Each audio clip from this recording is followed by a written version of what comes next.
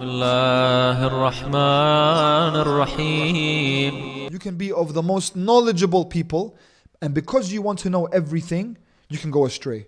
Most recently, there was a great scholar, someone who I have taught his books, and he's a scholar of some of my teachers, and he's someone who is old and in his later age now. God save us. He's someone who completely changed his epistemology. Through knowledge, he became misguided. Through knowledge, he became misguided.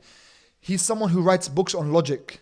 Eventually, he got to a point recently this year that the way in which to receive knowledge is no longer through revelation. That revelation cannot actually give knowledge. So Quran and Hadith cannot give knowledge. Only aql can. We believe aql can give knowledge, but also revelation. He put revelation aside because there was only a limit to which revelation can give you. It only gave you knowledge to an extent, and he wanted complete knowledge. So based on his epistemology, he's misguided. He doesn't think he's misguided, obviously, but based on Shi'i traditional epistemology, he's misguided. It's very scary. Someone like that can become misguided. That he puts Quran to the side now. It's on a lower level. How? Because you are not humble. You can have all the knowledge in the world, but when you think that you're the smartest man in the world and that you need to know everything, that can destroy you. So even a scholar of that caliber, it destroyed him. May God save him and bring him back. But for now, it destroyed him. It makes you really think. If you're safe, you can never say that. Zubayr was there in the house of Sayyidah Fatima alayhi salam. And Zubayr was there when they buried Sayyidah Fatima alayhi salam. And Zubayr was one of the Muhajirun. And Zubayr was there in Badr. Zubayr was there in Uhud. Zubayr was there in Khandaq. Zubayr was there in all those times with Imam Ali. Of the 5 people that Imam Ali said, come and be with me, of the 40, when he said, I want 40 people, the 5 people that came, Zubayr was there and shaved his head.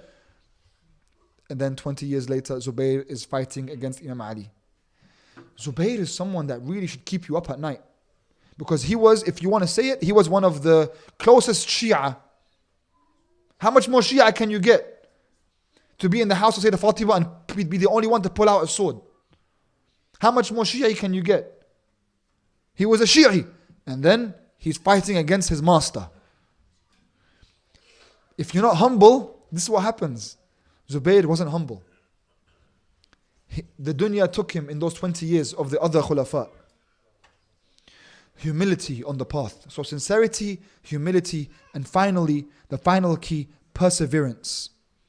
This path needs perseverance. It needs someone to be so strong.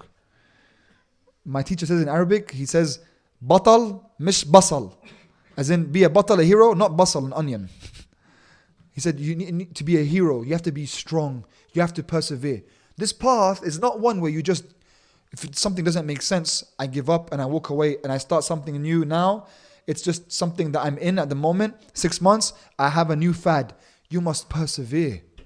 It's something that takes a lot of strength, and it's something that has a lot of hardship in it, and something that you see the prophets and the imams were constantly the ones who were closest to Allah, but also constantly the ones who endured the most and had the most difficult lives. You can see it in all the different lives of the prophets. How much more than Yunus in a whale in the middle of the night, in the middle of the ocean. And Allah makes an example of this, that He is inside different darknesses. فَنَادَ فِي الظُّلُمَاتِ. In the darknesses He calls out, and لَا إِلَهَ إِلَّا أَنْتَ سُبْحَانَكَ إِنِّي كُنْتُ مِنَ الظَّالِمِينَ.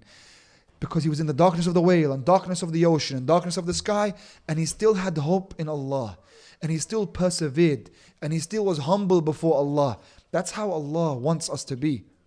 فَاسْتَجَبْنَا لَهُ وَنَجَّيْنَاهُ مِنَ الْغَمِّ وَكَذَلِكَ نُنْجِيَ الْمُؤْمِنِينَ. Allah's making an example of this story. Look how humble he was. Look how I responded to him. فَاسْتَجَبْنَا لَهُ. I answered him. And I saved him from the darkness. وَكَذَلِكَ. And that's how. So it's an example. وَكَذَلِكَ نُنْجِيَ الْمُؤْمِنِينَ. So he told us the story to tell us, if you do this, you're the same. So if you want to be a mu'min, this is how I treat mu'mineen. But they persevere. That means you are going to be pushed to the furthest extent. Sincerity, humility, and perseverance. These are the 3 keys of the seeker. 3 keys of the path. 3 keys of the one who wants to receive knowledge from God, to be distinct from others. Knowledge from Allah. So that we know knowledge is not only in the books we read, but sent into the hearts of whom He wills. May Allah subhanahu wa ta'ala grant us that light in our hearts. And may Allah grant us love of Him. Walhamdulillahi Rabbil Alameen. اللهم صل على محمد وآل محمد